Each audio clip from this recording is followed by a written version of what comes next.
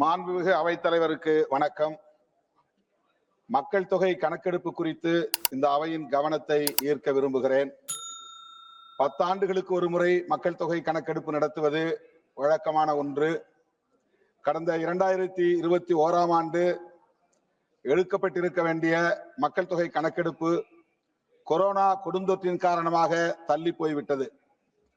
ஆனால் அது குறித்து இந்திய ஒன்றிய அரசு எந்த முனைப்பையும் காட்டாமல் அமைதி காப்பது அதிர்ச்சி அளிக்கிறது. மக்கள் தொகை கணக்கெடுப்பு இல்லாமல் வளர்ச்சி திட்டங்களையோ நலிந்த மக்களுக்கான நலத்திட்டங்களையோ நடைமுறைப்படுத்த முடியாது என்பதை இந்த அரசு நன்கு அறியும். அது மட்டுமில்லாமல் நாடாளுமன்ற தொகுதிகளுக்கான மறுவரையறை டீலிமிட்டேஷன் செய்யப்பட வேண்டுமானால் மக்கள் தொகை கணக்கெடுப்பு மிக முக்கியத்துவம் வாய்ந்ததாகும். அதேபோல மகளிருக்கான இடஒதுக்கீடு திட்டத்தை நடைமுறைப்படுத்த வேண்டுமானால் மக்கள் தொகை கணக்கெடுப்பு மிகவும் முக்கியத்துவம் வாய்ந்ததாகும். எனவே மக்கள் தொகை கணக்கெடுப்பை உடனடியாக நடத்துவதற்கு அரசு ஆவண செய்ய வேண்டும். அத்துடன் சாதிவாரி கணக்கெடுப்பையும் சேர்த்தே நடத்த வேண்டும் என்கிற வேண்டுகோளை வைத்து முடிக்கிறேன். நன்றி, வணக்கம்.